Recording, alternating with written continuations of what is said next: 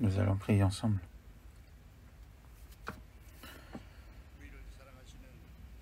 Dieu, notre Père qui est saint et qui est aux cieux, nous qui étions éloignés de Dieu et nous qui étions dans les péchés,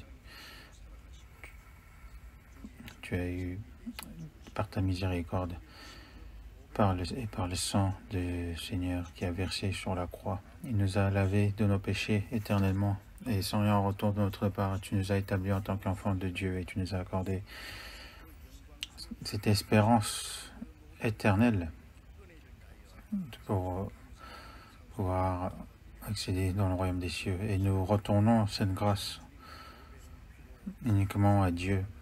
Et nous, tous qui avons reçu le salut par le sang précieux de Jésus, nous sommes réunis pour apprendre ta parole et pour la communion, et nous te remercions.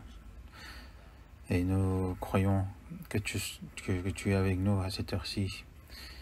Et à cause du Covid, même si nous ne pouvons nous réunir ensemble, mais à tous les frères et sœurs qui écoutent la parole chez eux, en ligne, soyez avec eux tous aussi pour que ta parole, ton amour et ta grâce abondent en eux aussi. Et à toutes nos églises du pays aussi, dans le monde entier, et à tous les frères et sœurs justement qui prêchent l'évangile malgré les difficultés, garde leur cœur et les remplir, que ce soit charnellement ou spirituellement, pour qu'ils puissent garder leur courage à prêcher ton évangile et aussi à mener une vie d'obéissance dans ta parole.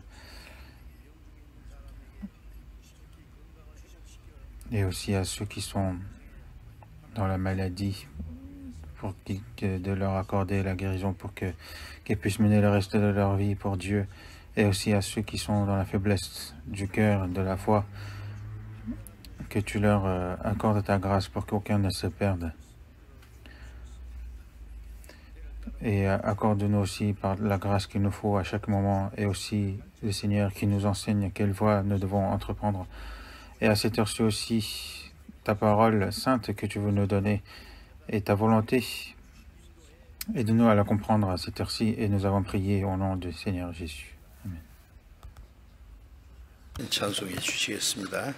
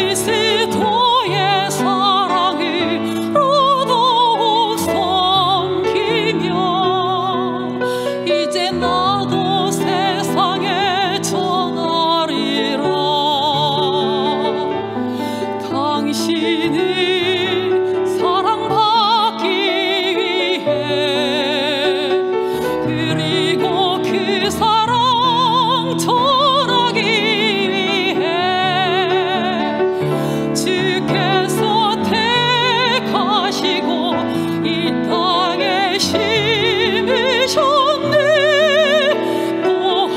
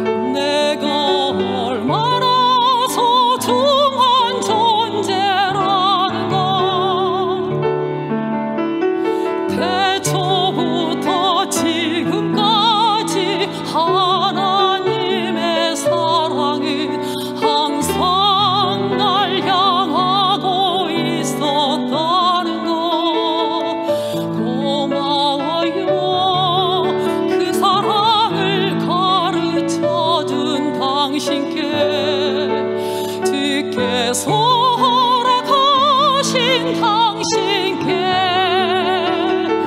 그리스도의 사랑이 더더욱 섬기며 이제 나도 세상에 전하리라.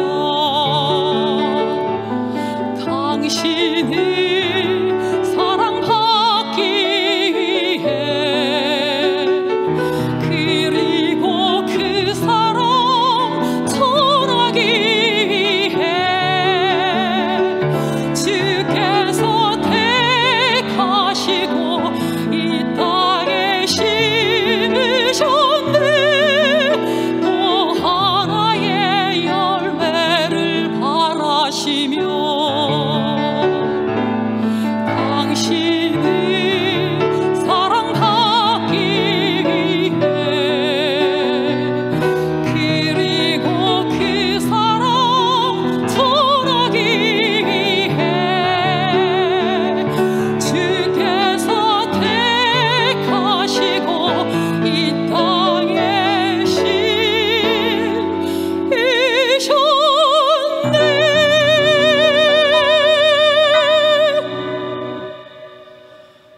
또 하나의 열매를 바라시며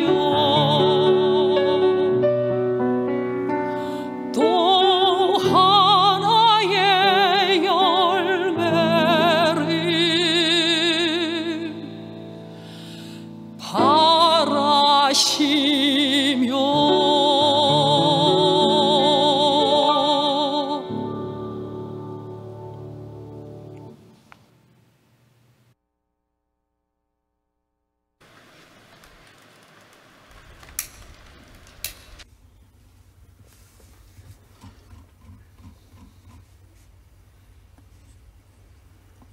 Merci. Nous allons voir dans la Bible, Matthieu chapitre 22. Matthieu chapitre 22.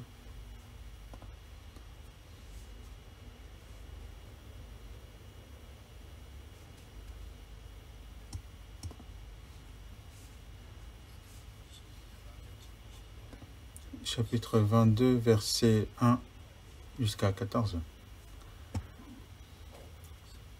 Je vais vous lire.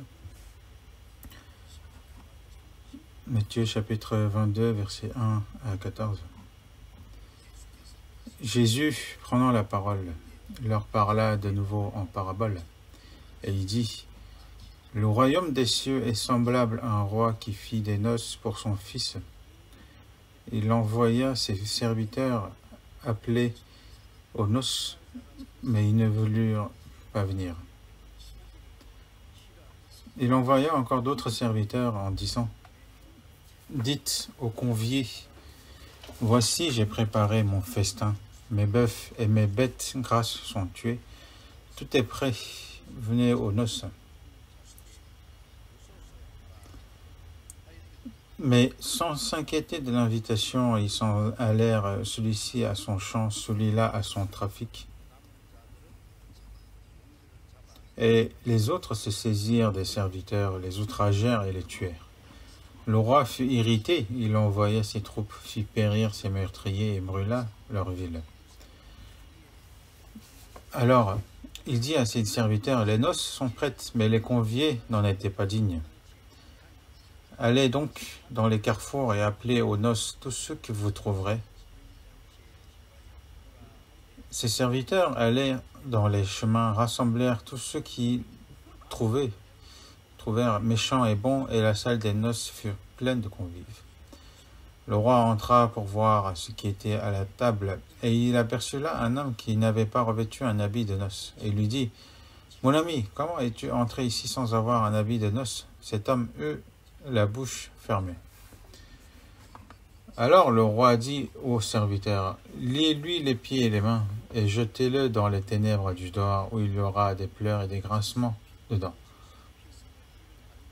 Car il y a beaucoup d'appelés, mais peu d'élus. »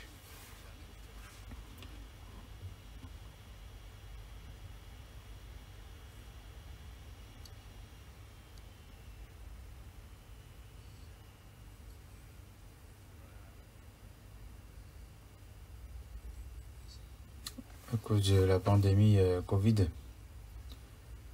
Ça fait longtemps qu'on n'a pas pu se réunir librement et aussi d'évangéliser librement. Et du coup, ça nous frustre un petit peu et qu'on est fatigué et lassé de tout cela. Mais malgré ça, donc à travers en ligne, nous continuons à apprendre la parole et aussi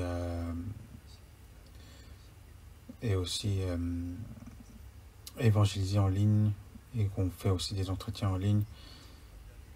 En tout cas, c'est quelque chose, c'est un événement, c'est quelque chose qui se passe mondialement. Donc,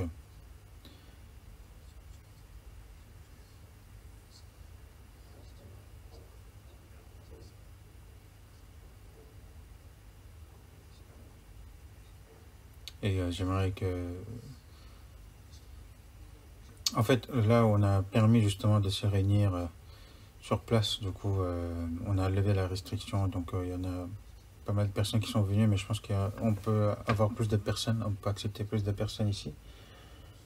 Parce qu'on peut se réunir dans tous les salles libres de l'église. Donc, c'est vrai que là, dans cette grande salle, il y a beaucoup de places vides. Donc, c'est un peu triste, mais j'aimerais que cette pandémie s'arrête le plus rapidement possible pour que nous puissions de nouveau prêcher l'évangile le plus librement. Et c'est ce que nous voulons de tout notre cœur. Parce que nous avons aussi construit le lieu de la retraite. En une fois, on pouvait on pouvait recevoir jusqu'à 10 000 personnes. Mais ça fait 2 ans qu'on ne peut l'utiliser.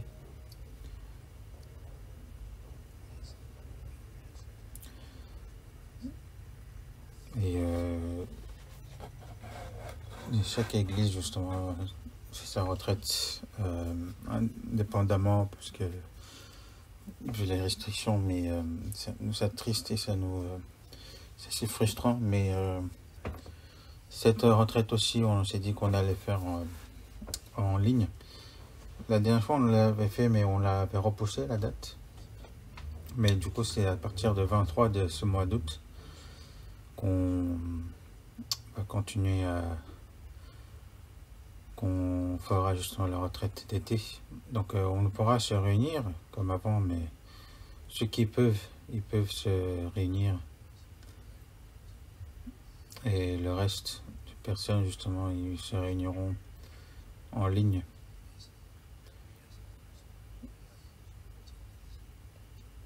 Mais j'ai vu beaucoup de personnes, justement, qui prêchent l'évangile dans plusieurs situations, mais j'ai vu justement Dieu qui œuvre à travers ses frères et sœurs, justement, pour dans l'évangélisation. Et même si nous sommes dans les difficultés, avant, il y avait beaucoup de personnes qui prêchaient l'évangile malgré le fait qu'ils se trouvaient dans des situations plus tragiques que maintenant, puisqu'ils pouvaient être facilement emprisonnés à cause de l'évangélisation, etc. Mais du coup, nous prêchons l'évangile quand même dans de meilleures situations. Donc, on ne peut pas trouver des excuses pour ne pas évangéliser. Parce qu'il nous est dit aussi justement que prêche la parole insiste en toute occasion. Donc, que soit la difficulté, nous devons continuer à prêcher l'évangile pour que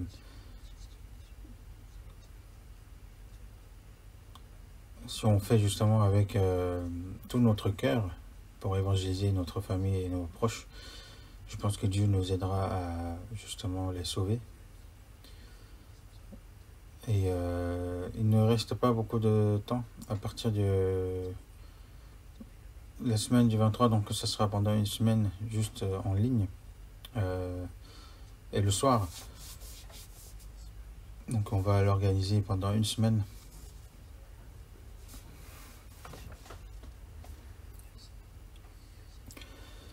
Et pour cette évangélisation à travers le verset qu'on vient de voir. Le titre du sermon d'aujourd'hui, ce sera l'invitation à la fête de Dieu. Et Dieu, quand il parle d'une chose importante, il parle à travers, il aimait bien justement parler à travers des paraboles.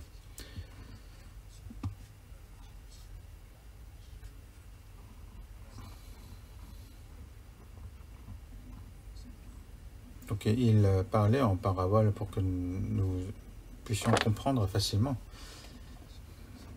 Donc il y a pas mal de paraboles justement qui est justement dans le livre dans l'évangile de Matthieu. Rien que dans le livre de Matthieu, justement, le royaume des cieux est comparé à 8 fois dans les paraboles. Il est dit que le royaume des cieux est semblable.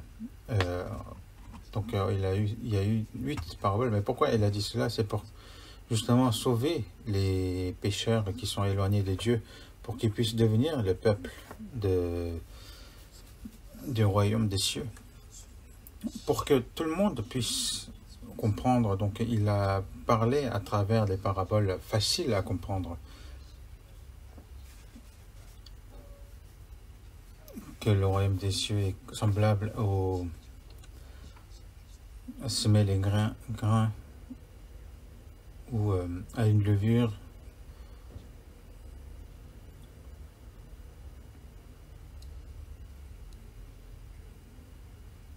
ou encore le filet qui attrape les poissons, toutes sortes de poissons, ou encore comme un trésor caché, mais aussi comme un marchand qui cherche justement les perles rares, ou comme encore les dit Marie justement qui reçoivent le mari. Donc c'est pour expliquer comment un pécheur justement qui est destiné à aller en enfer peut aller dans le royaume des cieux. Donc c'est à travers ces paraboles qu'il a parlé cela. Et le verset qu'on vient de lire, c'est: le royaume des cieux est semblable à un roi qui fit des noces pour son fils.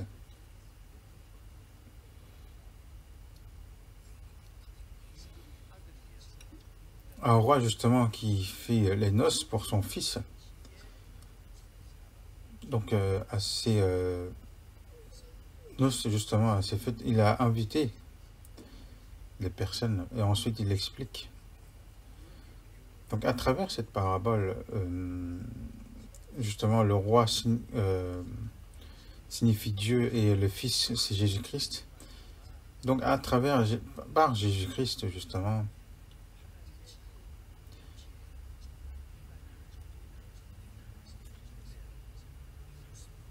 il nous parle justement d'inviter des personnes justement dans ces noces.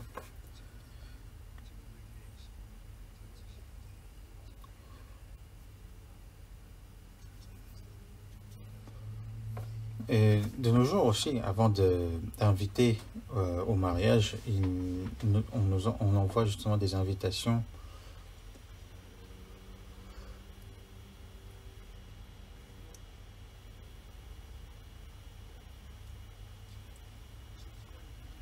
Ou encore, si c'est le mariage est dans longtemps, il répète justement les invitations. En tout cas, ce roi a l'air très sympa, parce qu'il a invité, donc il a envoyé ses serviteurs pour les inviter, les a renvoyés justement pour les faire venir, au cas où s'ils ont oublié qu'il y avait une noce. Peut-être parce qu'ils peuvent oublier justement les dates.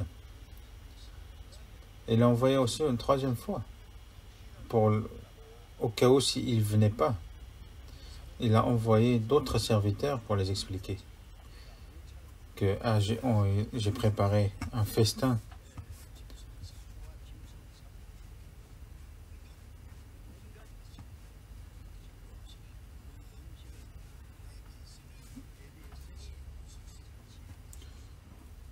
Que pour leur dire qu'il a préparé un festin et que venez aux noces. Mais imaginons par exemple le président du pays, s'il a envoyé une invitation pour participer au mariage justement de son fils, ce serait vraiment quelque chose de spécial.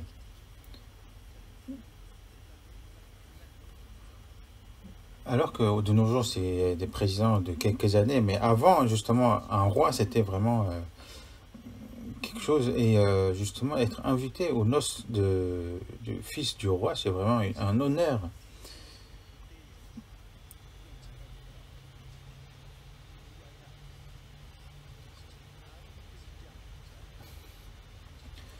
En fait, juste le fait de participer aux noces était d'un honneur, était une grande chose.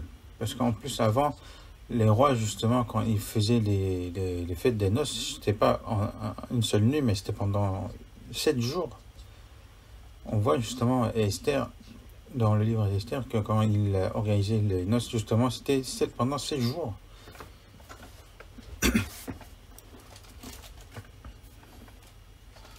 Il offrait justement à ses invités, au peuple aussi, tout ce qui est à manger. Il organisait un festin. Et donc c'est Dieu qui a organisé les noces et qui les a invités. Mais ceux qui ont été invités la première fois, donc c'est le peuple d'Israël, justement. Et c'est le peuple choisi par Dieu. Et la raison pour laquelle ils ont été choisis, c'est... La raison pour laquelle ils ont choisi, c'est pour envoyer justement son Fils unique pour le pardon des péchés, pour nous donner la paix, la joie et aussi le royaume des cieux éternel. Ce n'est pas du tout comparable aux noces préparées par les humains. C'est pour notre âme, notre esprit, pour cette espérance éternelle. C'est pour donner la vie éternelle qu'il a préparé justement ces noces, ces festins. Mais dans l'Ancien Testament,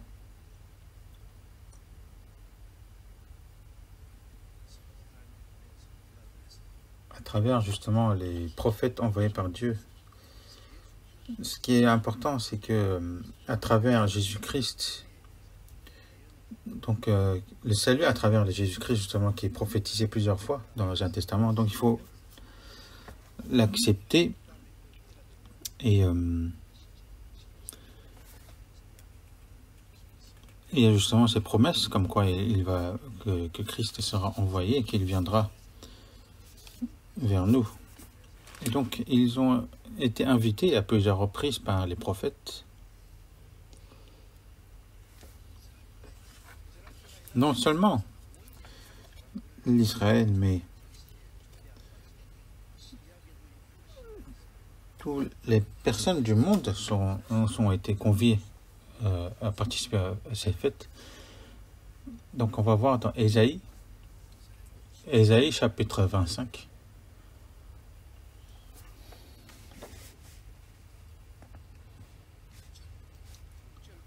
Chapitre 25, verset 6.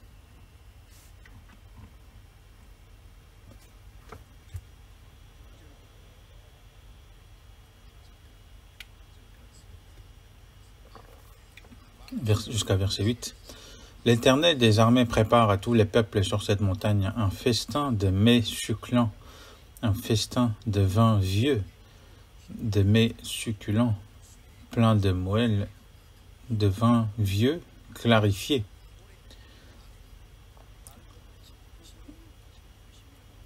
Et sur cette montagne, il anéantit le voile qui voile tous les peuples, la couverture qui couvre toutes les nations. Il anéantit la mort pour toujours. Le Seigneur, l'Éternel, essuie les larmes de tous les visages. Il fait disparaître de toute la terre l'opprobre de son peuple, car l'Éternel a parlé.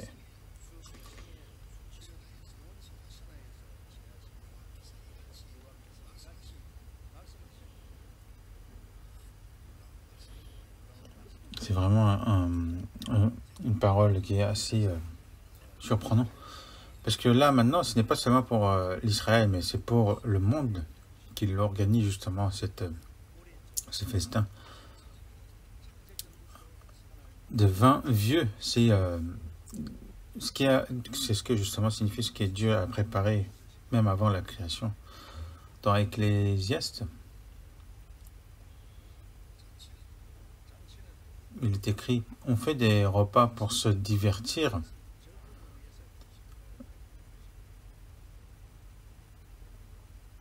Le vin rend la vie joyeuse. De vieux vins. Parce que apparemment justement les vins vieux sont plus cotés. C'est plus c'est meilleur.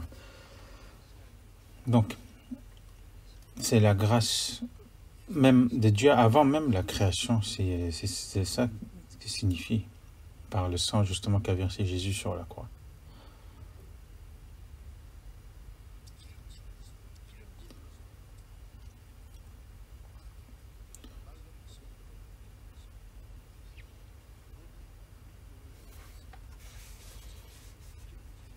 De mets, donc un festin de vin vieux, de mets succulents plein de moelle.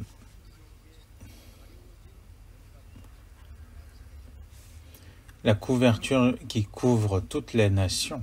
Donc cette couverture qui couvrait toutes les nations entre Dieu et le peuple et le monde, donc il a été enlevé. Il a anéanti le voile qui voile tous les peuples. Et il a anéanti la mort pour toujours. À cause du péché, nous étions éloignés de Dieu, nous étions morts spirituellement, éternellement. Et dans cette terre maudite, justement, l'homme n'a point de joie ou de véritable de joie. Mais ce que Dieu veut nous donner, c'est ce n'est pas le désir ou la joie charnelle, mais c'est pour nous donner la paix de notre âme et notre esprit. Et cette espérance de rentrer dans le royaume des cieux, c'est ça qu'il veut nous donner. Donc il anéantit la mort pour toujours. Et donc, il a payé à notre place justement le prix du péché.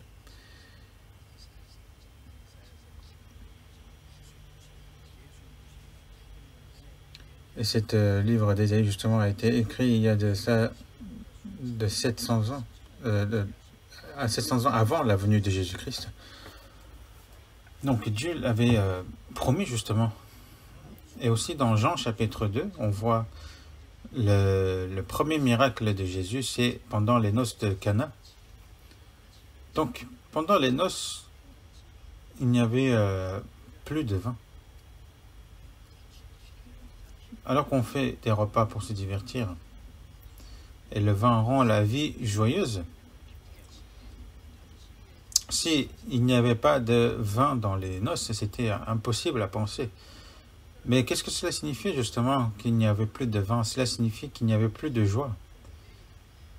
Les invités se disaient, mais c'est quoi ça? Mais pourquoi ils nous ont invités alors qu'il n'y a pas suffisamment de vin? Donc, à partir de ce moment-là, ce ne sera plus une fête, mais plutôt des plaintes. Donc, pour ces noces, justement, qui manquaient de vin, Jésus a fait de l'eau en vin, justement, c'était le premier miracle de Jésus. Et justement, il y a une grande signification là-dedans, parce que dans ce monde, il y a les noces, mais c'est comme une noce sans le vin. Il n'y a point de véritable joie. Il n'y a point de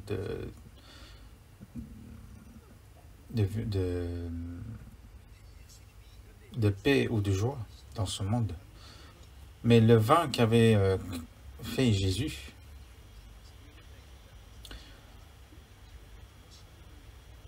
et parce que le chef Zénos, il avait dit justement que tout homme sert d'abord le bon vin, puis le moins bon, après qu'on s'est enivré, mais toi tu as gardé le bon vin jusqu'à présent. Le vin qu'avait créé Jésus était excellent. Les hommes, justement, se font des noces, se font des fêtes, mais ces festins, justement, se termineront au bout d'un moment, que la joie aussi. Dans Luc chapitre 12, on voit un homme riche, qui a agrandi justement son grenier pour amasser sa récolte et de dire à son âme que tu as beaucoup de biens en réserve de plusieurs années, repose-toi, mange-toi, bois et réjouis-toi. Mais Dieu lui dit, insensé, cette nuit même ton âme se sera redemandée et tu seras. Est-ce que tu as préparé? Pour qui cela sera-t-il?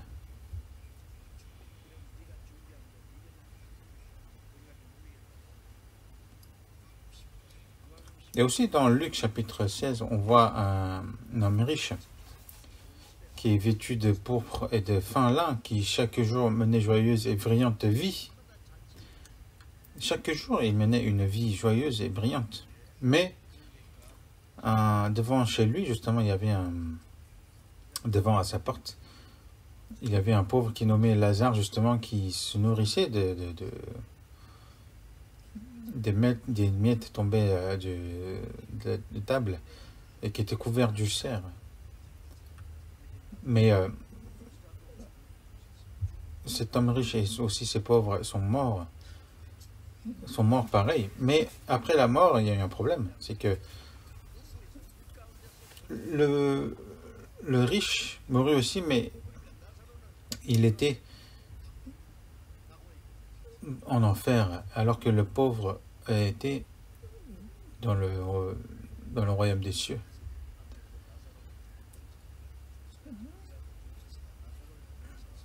Et il s'écrit justement à Abraham pour dire, Père Abraham, aie pitié de moi et envoie Lazare pour qu'il trempe le bout de son doigt dans l'eau et me rafraîchisse la langue. Mais Abraham lui a répondu que, mon enfant, souviens-toi que tu as reçu tes biens pendant ta vie et que Lazare a eu des maux pendant la sienne. Qu'est-ce que cela signifie? Les festins des hommes, c'est quelque chose qui aura une fin.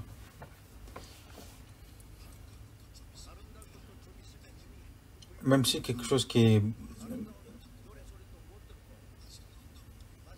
est beau, les yeux ne verront plus. Les oreilles qui entendent les bonnes chansons n'entendront plus.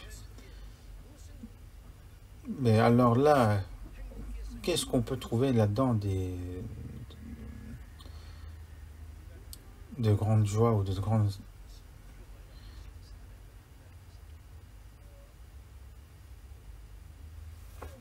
Une chose, alors que la vie justement de l'homme ne dure que quelques années. Mais les festins organisés par Dieu, ce n'est point semblable à ce genre de festins.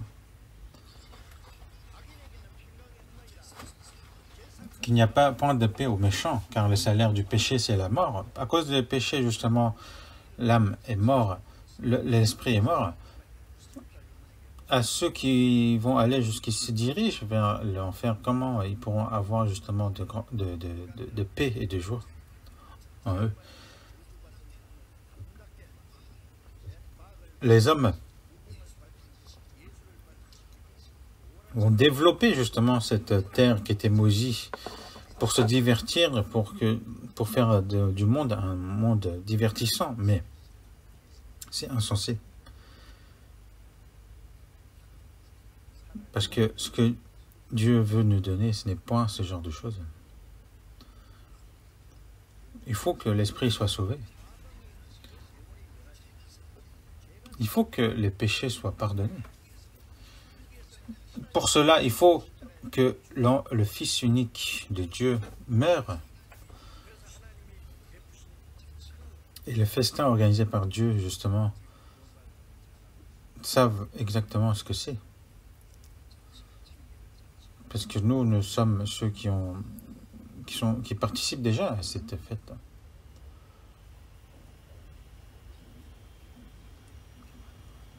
La vraie paix et la vraie joie. Tout à l'heure, vous avez récité. Je vous donne ma paix, je ne vous donne pas comme le monde donne, que votre cœur ne se trouble point et ne s'alarme point. Et dans Jean chapitre 15, verset 11, afin que ma joie soit en vous et que votre joie soit parfaite, que je donne ma joie, que ma vie. Et dans Matthieu chapitre 11, verset 28, venez à moi, vous tous qui êtes fatigués et chargés, je vous donnerai du repos. Et durant notre vie, justement,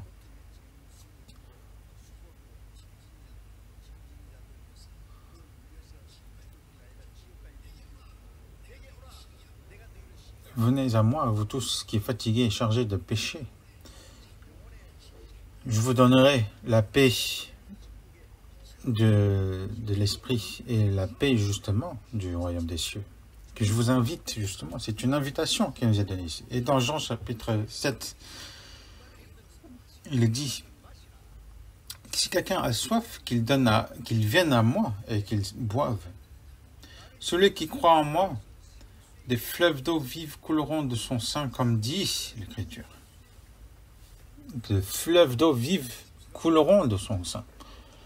Et aussi dans Jean chapitre 4, verset 14, il est écrit, celui qui boira de l'eau que je lui donnerai n'aura jamais soif, et l'eau que je lui donnerai deviendra en lui une source d'eau qui jaillira dans la vie éternelle. Est-ce que c'est un mensonge? Non, c'est la vérité. Ce genre d'eau, justement, même si on boit, on aura soif d'ici peu de temps. Et quand on a soif, on a envie, c'est insupportable. Même si on peut supporter la faim, on ne peut pas supporter la soif. Donc les gens de ce monde, ils ont toujours soif. Donc ils cherchent toujours à assoiffer justement leur soif. Même s'ils ont eu l'argent, même s'ils ont eu l'honneur, même s'ils ont eu la puissance dans ce monde, même s'ils chantent, même s'ils dansent, ce n'est point utile.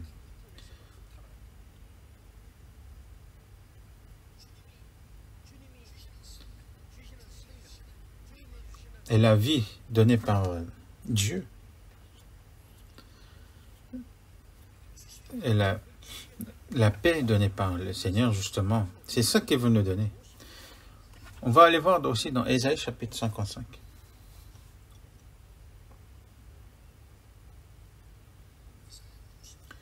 Ésaïe chapitre 55, verset 1 à 3.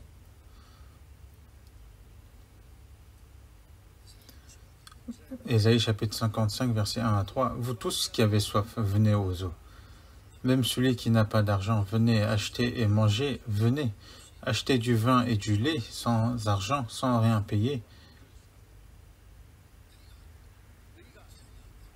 Pourquoi pesez-vous de l'argent pour ce qui ne nourrit pas?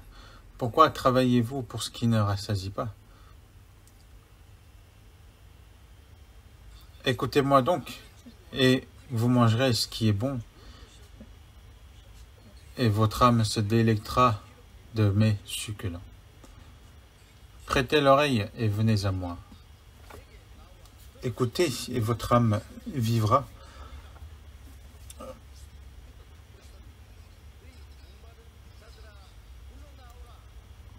Vous qui avez soif, venez aux eaux, même ceux qui n'ont point d'argent.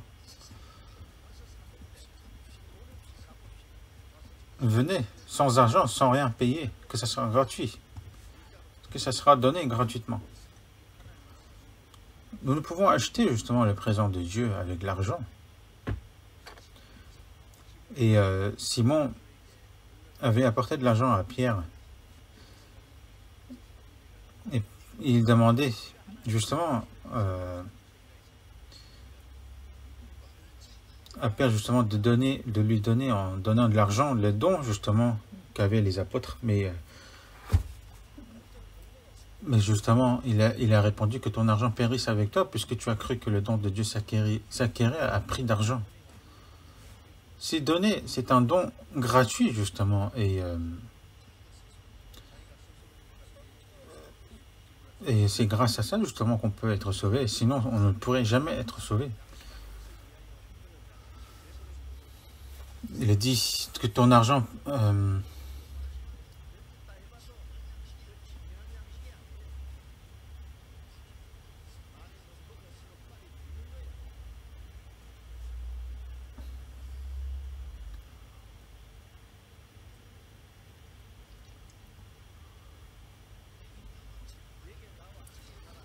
Écoutez-moi donc, et vous mangerez ce qui est bon. Que vous mangerez ce qui est bon, prêtez l'oreille et venez à moi. Et votre âme vivra. Il suffit d'aller vers le Seigneur et d'écouter sa parole, d'écouter cet évangile, et depuis le jour justement qu'on a compris justement et qu'on a... Il suffit d'écouter la grâce de Dieu et de la comprendre. C'est si simple. Et dans l'Ancien Testament, il y a beaucoup de versets qui parlent de ce genre de choses. Que les gens de ce monde, les festins justement organisés par les gens de ce monde, cela se termine en quelques heures, ou même la préparation ne dure pas si longtemps que ça. Insensé.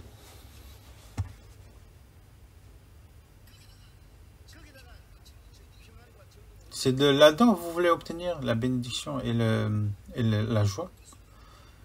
C'est que vous cherchez vraiment des choses en vain. Parce que le festin de Dieu, ce n'est pas quelque chose qui va se terminer en quelques jours, en quelques mois ou encore en quelques années.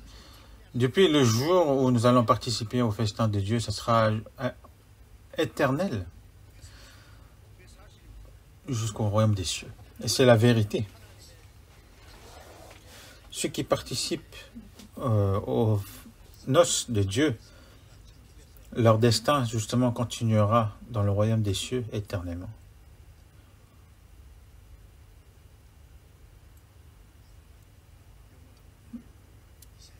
Le destin éternel.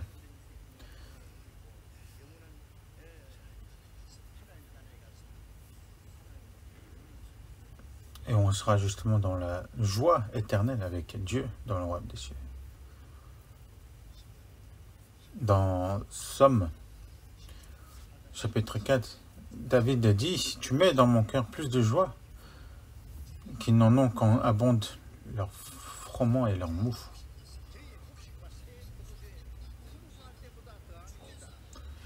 Tu mets dans mon cœur plus de joie.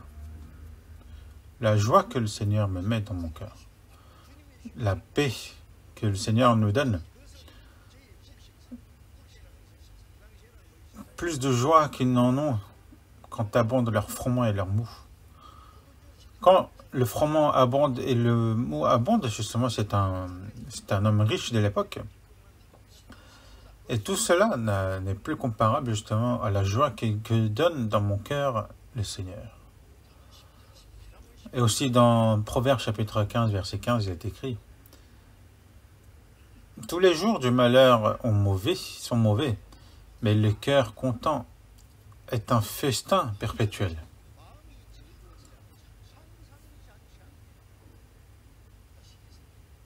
Dans ce monde, ceux qui vivent dans les malheurs, justement, par exemple des pauvres ou encore les riches, mais qui s'inquiètent tout le temps, qui vivent dans les souffrances.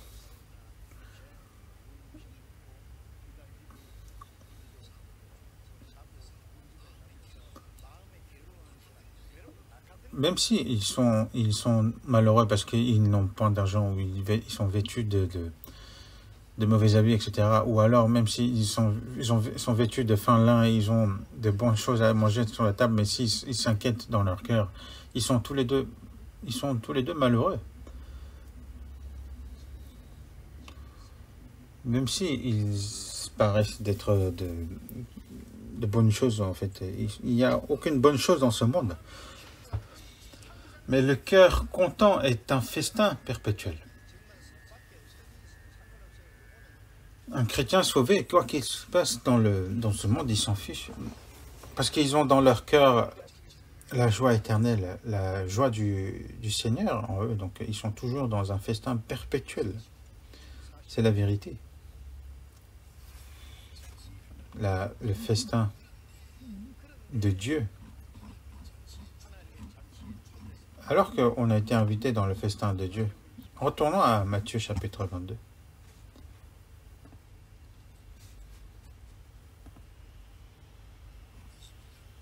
Matthieu chapitre 22, verset 3.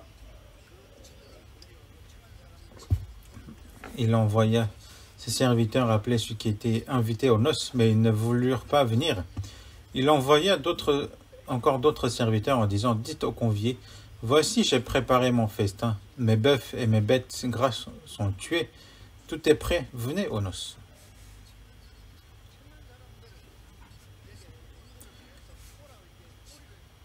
Il envoya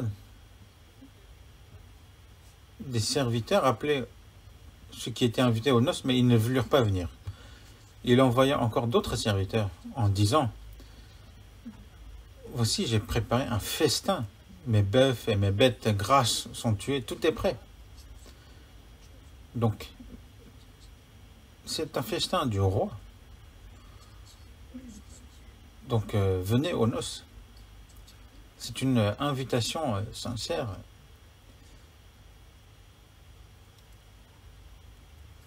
Mais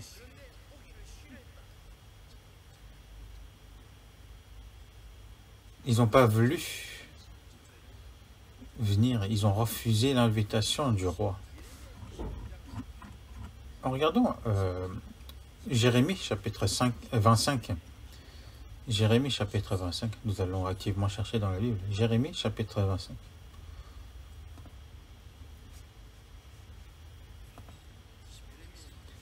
Jérémie chapitre 25, verset 4. L'Éternel vous a envoyé tous ses serviteurs, les prophètes. Il les a envoyés dès le matin et vous n'avez pas écouté. Vous n'avez pas prêté l'oreille pour écouter.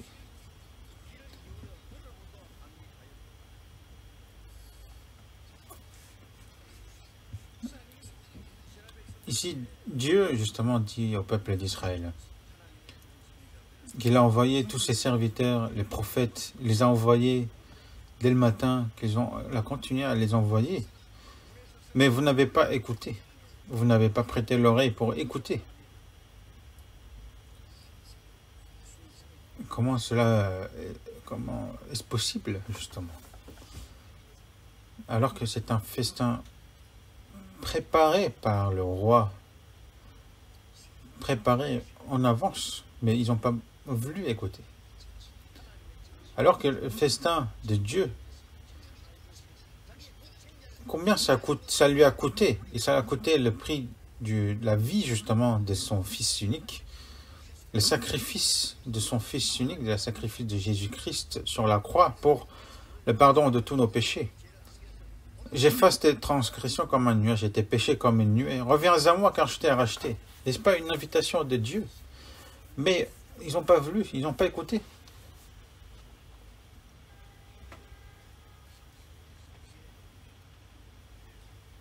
C'est vraiment une tristesse. Certains vont dans les champs, vont dans leur trafic.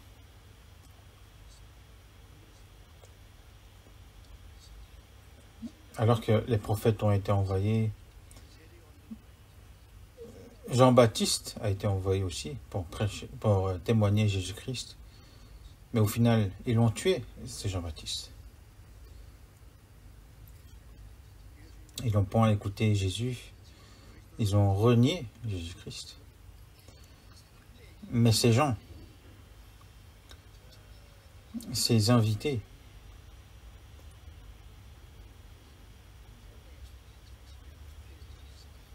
alors que c'était une invitation, justement, de roi, mais pourquoi ils ont refusé?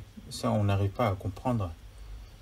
Mais si on recherche la raison pour laquelle ils ont refusé, c'est que les Israéliens, justement, attendaient le Jésus-Christ, le Messie promis par Dieu, mais vous savez pourquoi ils ont refusé? Parce que les Israéliens, à cause de leur idolâtrie, leur désobéissance à Dieu, justement, Dieu a envoyé Babylone pour détruire justement le temple de Dieu, etc. Et que le roi d'Israël, justement, leur a ôté justement les yeux, il a été pris comme esclave.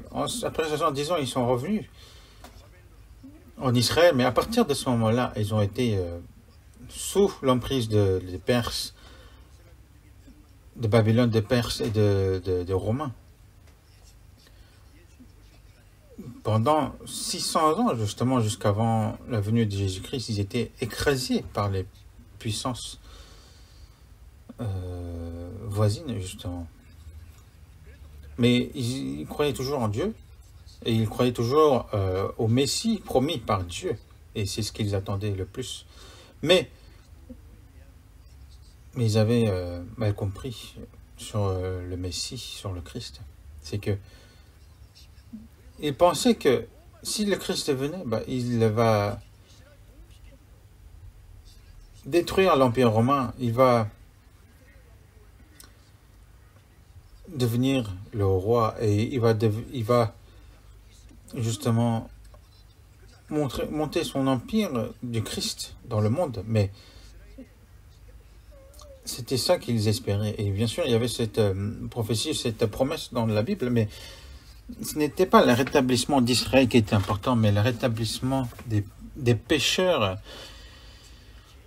justement, qui se dirigeaient vers l'emprise du diable, vers l'enfer. Mais le but, justement, de Dieu, ce n'était pas de les établir un royaume dans ce monde, mais c'était de les sauver et de sauver de leurs péchés et de les diriger vers le royaume de Dieu. C'était sa volonté. Mais les Israéliens, eux, ils recherchaient justement ce qui était charnel, de régler leurs problèmes, justement, du pays. C'est parce que ça fait 600 ans qu'ils étaient sous l'emprise d'autres puissances. Et c'était aussi au moment où l'Empire romain contrôlait avec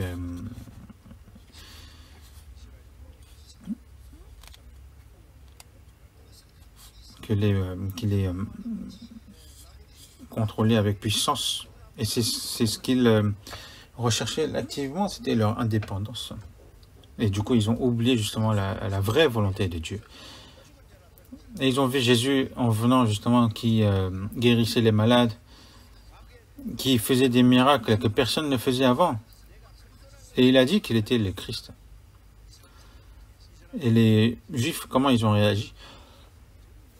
Ils ont dit, mais celui qui a ce genre de puissance n'aura pas de problème à envahir l'Empire romain. Mais il ne parle point de ces choses. Dans ce cas, on ne peut plus attendre. Et dans Jean chapitre 6, on voit, lorsqu'il a nourri plus de 100 000 personnes, les Israéliens le suivaient. Et ils voulaient l'établir comme roi. Parce qu'en disant qu'ils ne pouvaient plus attendre. Ils voulaient justement déclarer leur indépendance contre l'Empire romain. Si Jésus voulait, oui, il pouvait le faire tout de suite. Il pouvait détruire l'Empire romain tout de suite, comme David qui avait accompli un seul Israël. Mais c'est ce qu'ils espéraient justement les Israéliens, pour que Jésus envahit justement les Romains. Mais justement, s'il faisait ça, qui allait mourir sur la croix? Si Jésus ne meurt pas sur la croix, personne ne pouvait être sauvé.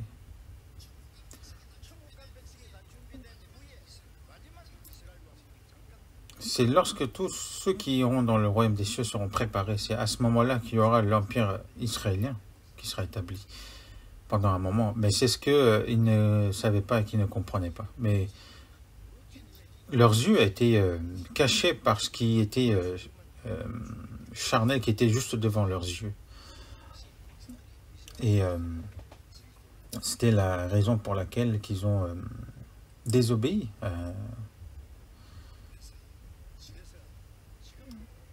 à Dieu et qu'ils ont renié Jésus-Christ.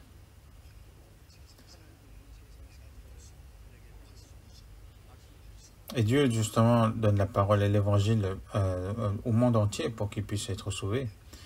Et que cet évangile a été propagé d'Israël, de Jérusalem jusqu'au monde, jusqu'aux extrémités de la terre. Mais est-ce que les gens repentent et croient à l'évangile? Non, ils ne croient pas, alors qu'on fait tout. Mais pourquoi?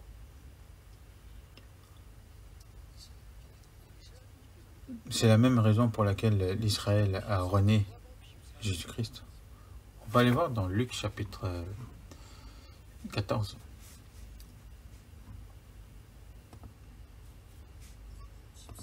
Luc chapitre 14. Versets 17 à 20. Je vais vous lire. Luc chapitre 14, versets 17 à 20.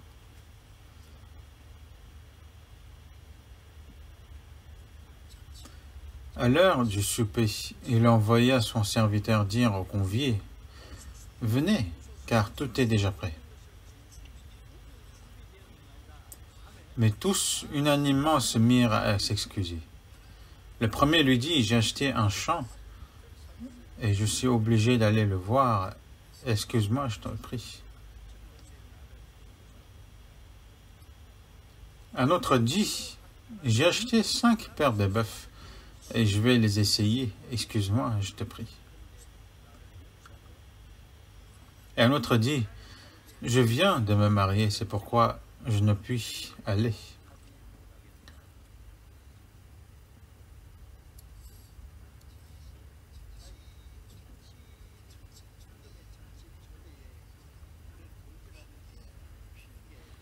Quand on voit les raisons pour lesquelles ils ont refusé de participer justement au festin, c'est vraiment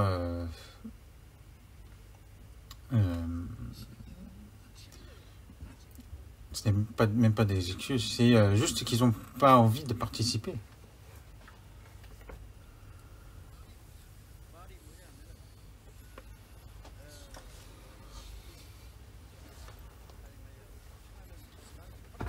Et on dit justement que j'ai acheté un champ, que je suis obligé d'aller le voir. Alors qu'ils ont acheté un champ, quelqu'un va le voler? Ce n'est pas une excuse. C'est juste, ouais, bah, ils ont acheté un champ, mais ils ont envie de voir. Ah, ce champ que j'ai acheté, il est immense. Il est beau.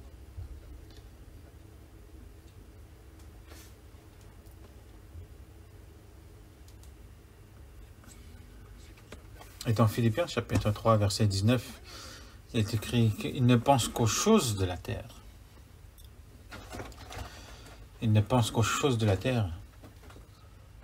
Ah, j'ai acheté un champ, donc il faut que j'aille le voir. Cela ne m'intéresse pas de participer au festin. Et moi, j'ai acheté 5 paires de bœufs. Je dois aller les essayer.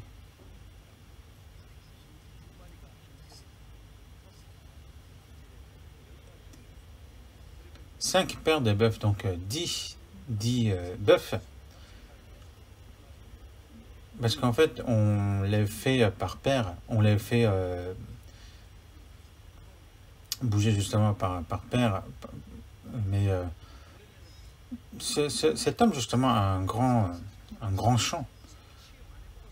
Mais lorsqu'il achète les 5 paires de bœufs, il les essaie avant d'acheter, n'est-ce pas? Donc là, ici, c'est vraiment des excuses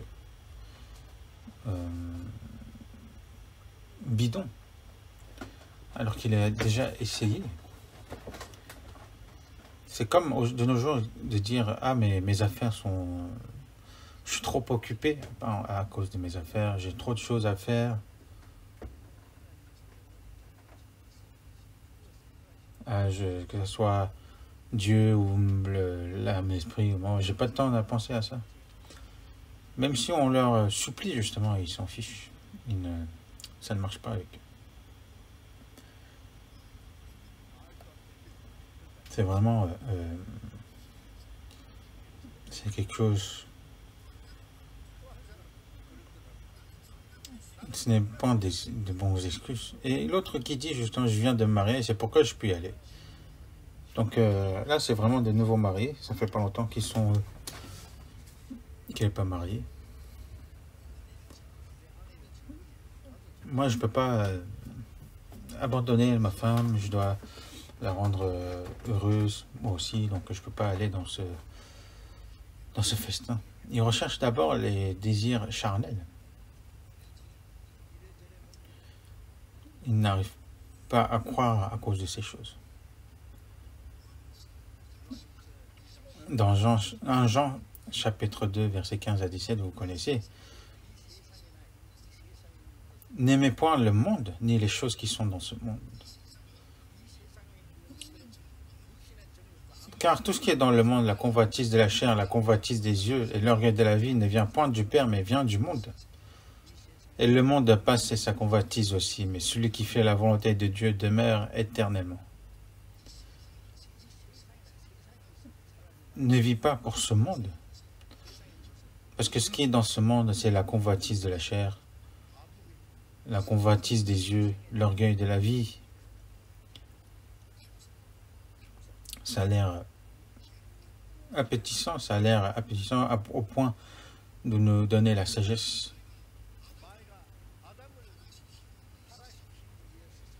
Qu'est-ce qu'il a utilisé Ève pour échouer Adam?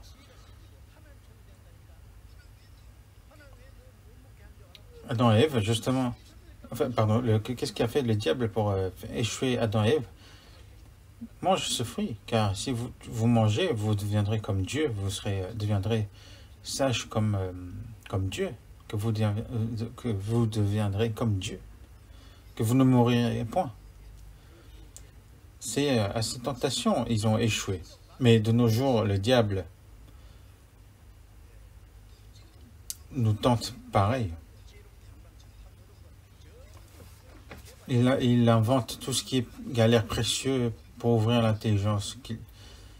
Et il nous tente avec ces choses-là. Il nous dirige, il nous tire vers l'enfer.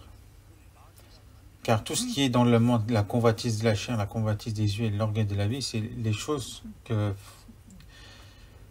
crée le diable justement pour tirer les âmes vers l'enfer.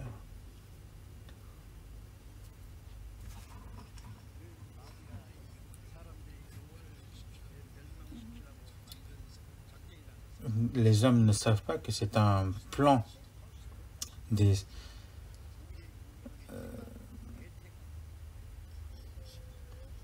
pour détruire la vie des hommes, justement. C'est un plan du diable, mais les hommes ne le savent pas. Vous connaissez l'œuvre du Faust de Goethe, l'Allemand. Quand j'étais allé en Allemagne, j'ai visité la maison de Goethe. C'était une belle maison de l'époque. J'ai vu aussi le portrait dessiné justement du Goethe, de sa femme aussi.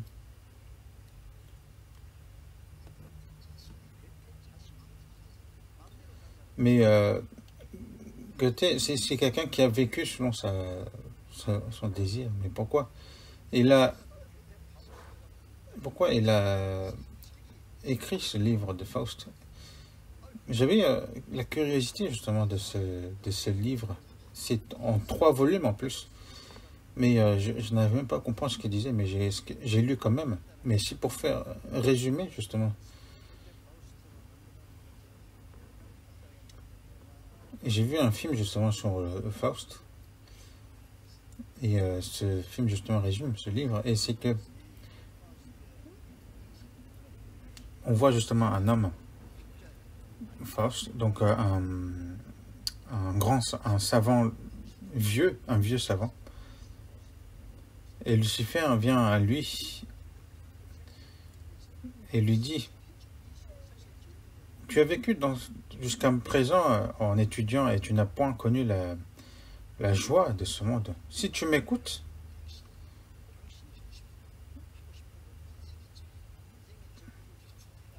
je te donnerai tout ce que tu désires dans ce monde, tout ce que tu désires dans ce monde. Je te ferai devenir un jeune homme, un riche, et aussi je te donnerai une femme que tu veux, que je te donnerai tout ce que tu voudras. Mais à une condition. Lorsque tu mourras, tu me donneras ton âme. Mais Faust a conclu un accord avec lui. Vous connaissez, vous avez déjà entendu cela?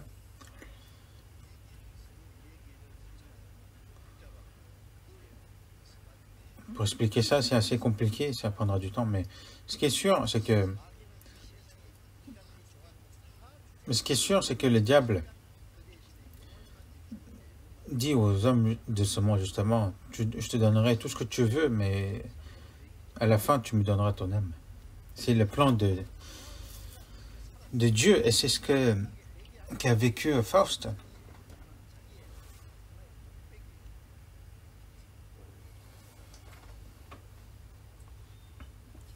Mais je pense que c'est ce qui résume la vie, justement, qu'il a résumé, justement, Goethe.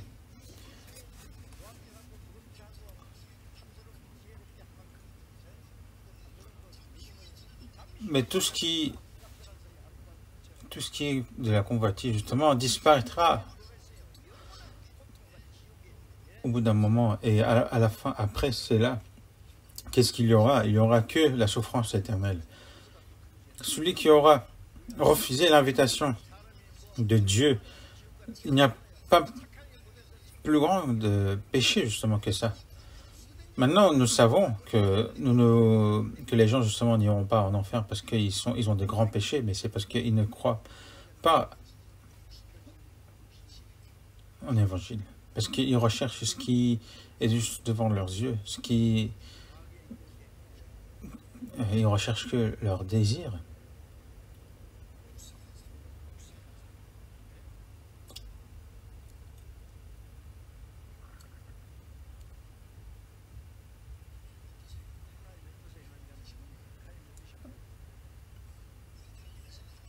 Mais celui qui fait la volonté de Dieu, il a la vie éternelle. Mais c'est quoi la volonté de Dieu?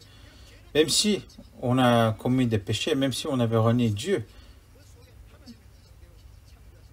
nous avons en nous justement notre esprit qui a été créé selon l'image de Dieu, et Dieu nous aime et il ne veut qu'aucun ne périsse. Il n'est pas heureux que le méchant meure et qu'il périt en enfer, mais il veut justement que l'âme soit sauvée, parce que Dieu a tant aimé ce monde, il a donné son Fils unique, afin que quiconque croit en lui ne périsse point, mais qu'il ait la vie éternelle, pour nous donner justement la preuve de cette vérité, pour qu'on le croie. Et que dans Jean chapitre 6, verset 40, il est écrit, la volonté des pères, c'est que quiconque voit le Fils et croit en lui ait la vie éternelle. C'est la volonté de Dieu. Et celui qui fait la volonté de Dieu, justement, ce qui croit en la volonté de Dieu, il a la vie éternelle. Mais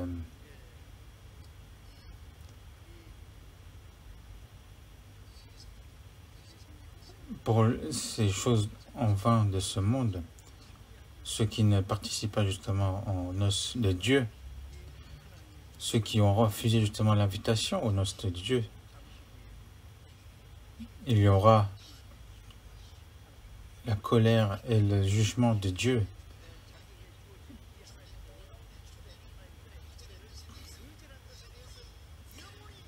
Il y aura des pleurs et des grincements de dents du fait qu'ils ont refusé justement l'invitation de Dieu.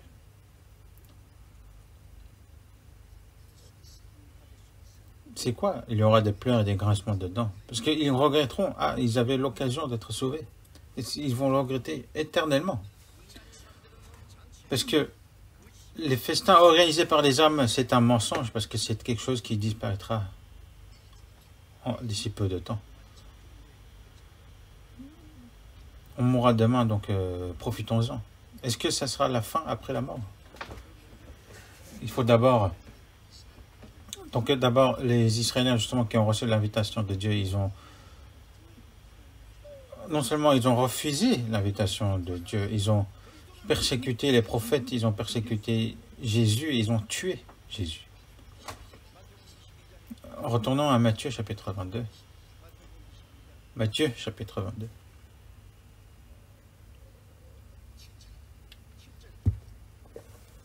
Verset 5.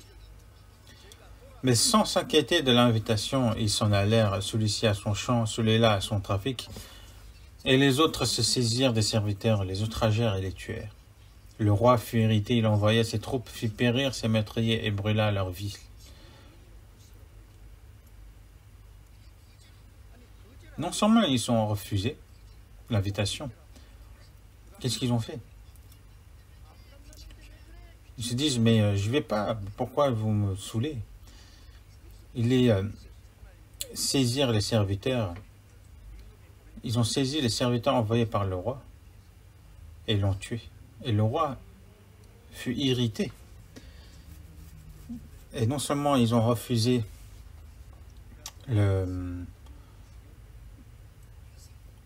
l'invitation, mais ils ont envoyé, ils ont tué mes troupes. Donc le roi fut irrité. Il envoya ses troupes, fit périr ses meurtriers et brûla leur vie. C'est vraiment un verset qui est effrayant. Il n'a pas envoyé ses serviteurs, encore une fois ses serviteurs, mais il a envoyé ses troupes, son armée. Il a envoyé les prophètes, les Jean-Baptiste, il a envoyé Jésus-Christ, mais ils ont persécuté, ils ont tué. Ils ont envoyé aussi les apôtres qui l'ont tué aussi. Ils ont tué les apôtres qui prêchaient l'évangile. Dieu, qu'est-ce qu'il a fait?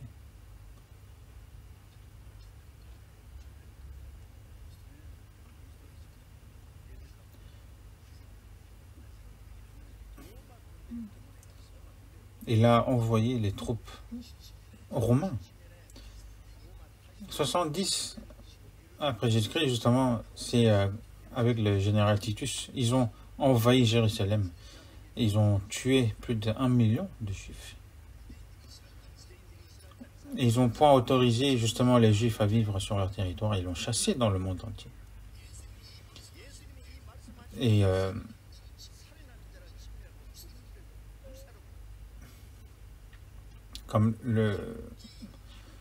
ici, comme le roi, il a envoyé ses troupes, il fit périr ses meurtriers et brûla leur ville. Israël, qui était le peuple choisi par Dieu, qui a été invité au festin de Dieu, en reniant Jésus-Christ, ils ont eu l'histoire du pays le plus tragique du monde. Vous savez combien de Juifs sont morts par la suite?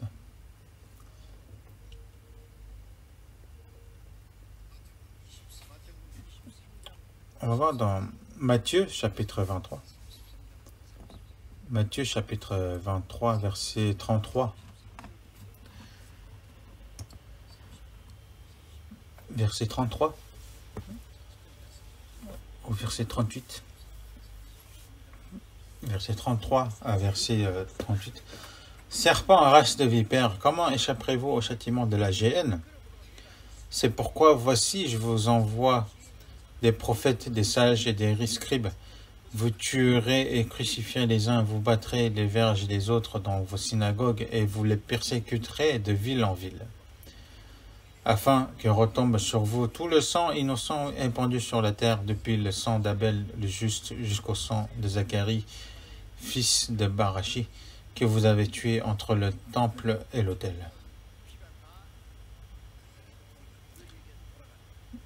Et je vous le dis en vérité, tout cela retombera sur cette génération. Jérusalem, Jérusalem, qui tue les prophètes et qui les lapide ceux qui te sont envoyés, Combien de fois ai-je voulu rassembler tes enfants comme une poule rassemble ses poussins sous ses ailes, et vous ne l'avez pas voulu. Voici, votre maison vous sera laissée déserte. Il y a beaucoup de versets comme ça, même dans l'Ancien Testament et aussi dans le Nouveau Testament. Vous avez tué et crucifié les prophètes, les sages et les scribes. Que tout cela retombe sur vous, dans votre génération. Et Pilate, il a vu que Jésus n'avait point de péché, donc comment il pouvait tuer, il pouvait le crucifier, donc il ne pouvait pas. Donc il a lavé ses mains. Et qu'il a dit justement aux Juifs que le sang retombe sur vous.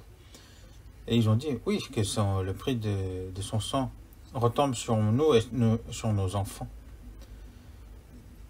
Et c'est ce qui s'est passé, réellement.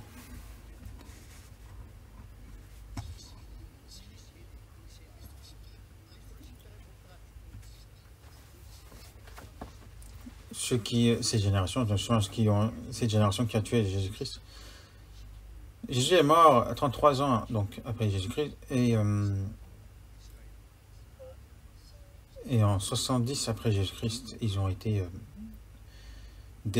chassés et détruits jusqu'en 1945. Pendant la Deuxième Guerre mondiale, il y a plus de 6 millions de Juifs sont morts en Europe. Là où ils allaient, ils étaient massacrés. C'était le prix de la mort de Jésus-Christ. Car ils ont renié Jésus-Christ.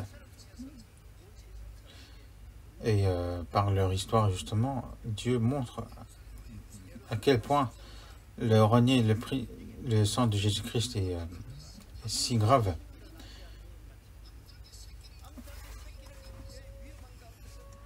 Combien de fois ai-je voulu rassembler tes enfants comme une poule rassemble ses poussins sous ses ailes, et vous ne l'avez pas voulu.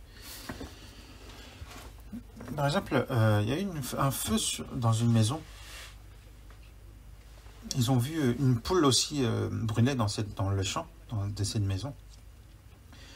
Mais ils ont vu que sous ses ailes, il y avait des poussins qui ont survécu justement à ce feu. Et Dieu justement voulait nous rassembler comme ces poussins sous ses ailes pour nous protéger, mais vous ne l'avez pas voulu, et voici votre maison vous sera laissée déserte.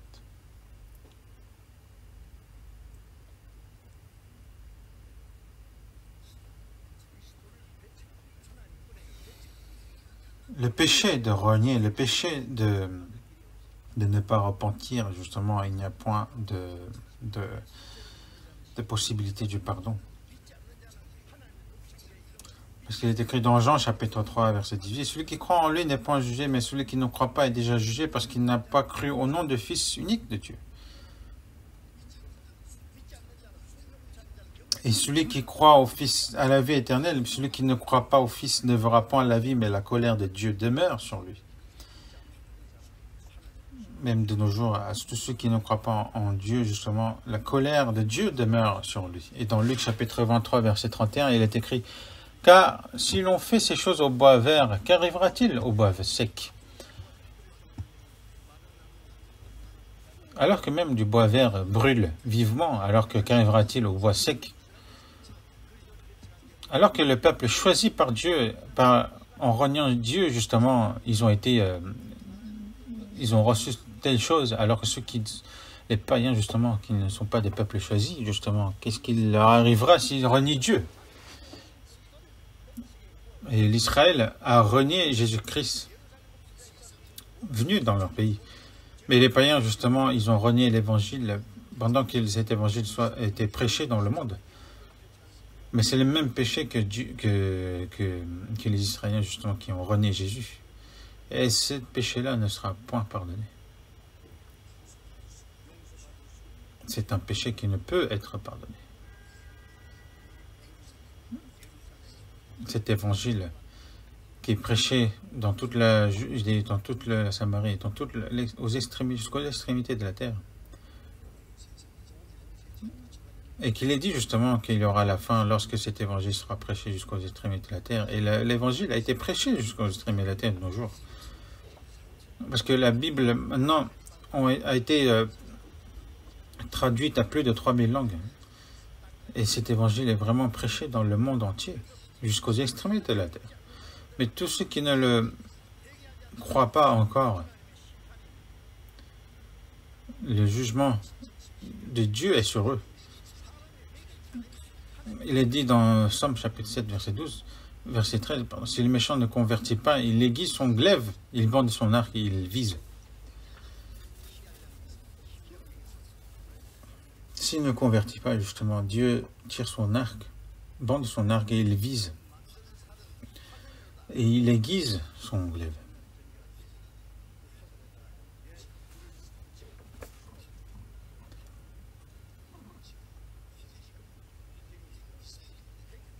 Et justement, cet arc de nos jours, c'est les missiles nucléaires, car de nos jours, s'il y a une guerre nucléaire, justement, le monde sera brûlé 100 fois. Mais pourquoi ces missiles ont été créés? C'est pour brûler justement ce monde. Mais malgré ça, vous ne convertissez pas, vous ne revenez pas à Dieu. Celui qui ne repentit pas ne sera pas pardonné. Parce que se repentir, c'est de reconnaître qu'il est le pécheur et d'accepter la grâce de Dieu. Et donc il revient dans les mains de Dieu.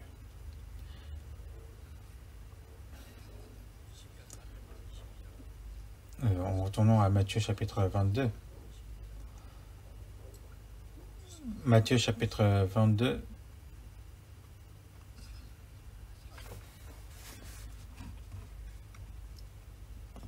Matthieu chapitre 22, verset 5. Mais sans s'inquiéter de l'invitation, ils s'en allèrent, celui-ci à son champ, celui-là à son trafic. Et les autres se saisirent des serviteurs et les outragèrent et les tuèrent. Le roi fut irrité, il envoya ses troupes, fit périr ses meurtriers et brûla leur ville. Alors il dit à ses serviteurs, les noces sont prêtes, mais les conviés n'en étaient pas dignes. Allez donc dans des carrefours et appelez aux noces tous ceux que vous trouverez. Ses serviteurs allèrent dans les chemins, rassemblèrent tous ceux qu'ils trouvèrent méchants et bons, et la salle des noces fut pleine de convives.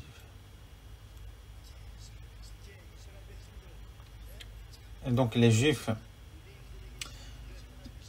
ceux qui ont renié Jésus-Christ lorsqu'ils ont été chassés d'Israël et ils ont été dispersés. Pendant ce temps-là, l'évangile a été propagé aux païens. Allez donc dans les carrefours et appelez aux noces tout ce que vous trouverez, que ce soit les pauvres ou les riches, les méchants ou les gentils. Dans les carrefours, donc il y a toutes sortes de personnes qui y vont. Donc, appelez aux noces tout ce que vous trouverez.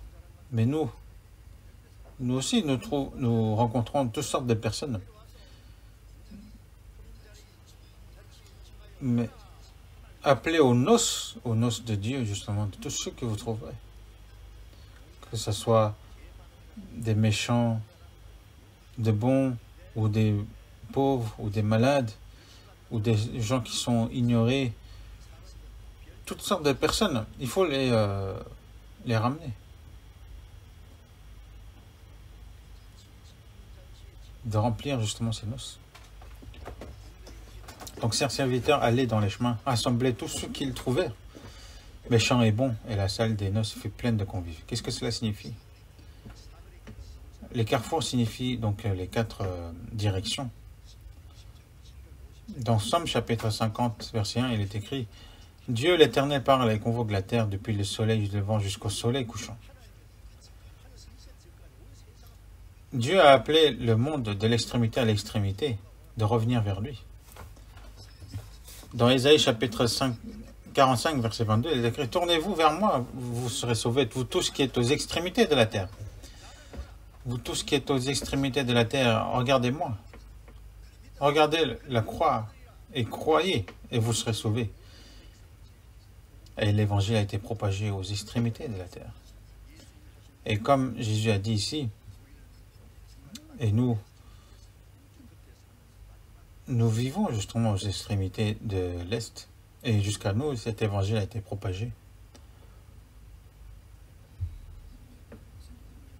Il faut qu'on regarde un autre partie de la Bible. Donc c'est Luc chapitre 14. Luc chapitre 14.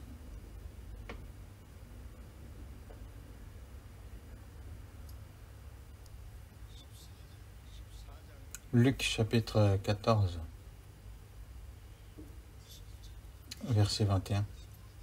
Le serviteur, de retour, rapporta ces choses à son maître. Alors le maître de la maison, irrité, dit à son serviteur, « Va promptement dans les places et dans les rues de la ville, et amène ici les pauvres, les estropiés, les aveugles et les boiteux. » Le serviteur dit, « Maître, ce que tu as ordonné a été fait, et il y a encore de la place. » Et le maître dit au serviteur, « Va dans les chemins et le long des ais, et ceux que tu trouveras, contrains-les d'entrer afin que ma maison soit remplie. »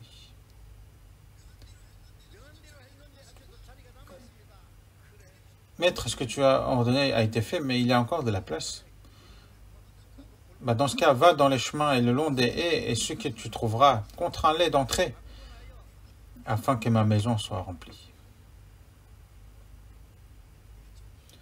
Lorsqu'on évangélise, on n'évangélise pas en disant « mais si tu veux croire, crois, mais si tu veux pas, tant pis ». Non, on les supplie de tout notre cœur. Donc nous, qui avons reçu le salut avant, donc qu'est-ce qu'on doit faire?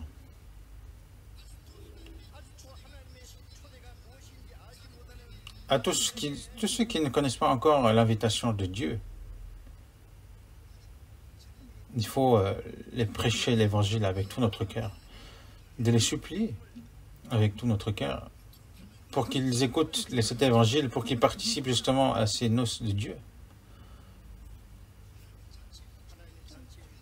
pour qu'ils participent à ces noces de Dieu, pour qu'ils puissent obtenir la pardon des péchés et d'être sauvés par la grâce de Dieu, et qu'ils aient justement cette espérance du royaume des cieux. Et c'est ce que nous devons faire de tout notre cœur. Et imaginez, et réfléchissez lorsque vous aussi vous êtes sauvés, ce n'était pas parce que vous étiez intelligent ou vous étiez bon, ou parce que vous étiez gentil. C'est parce que ceux qui ont été sauvés avant vous ont prié ardemment. C'est grâce à cela que vous avez écouté la parole et vous avez été sauvés. Si vous n'avez point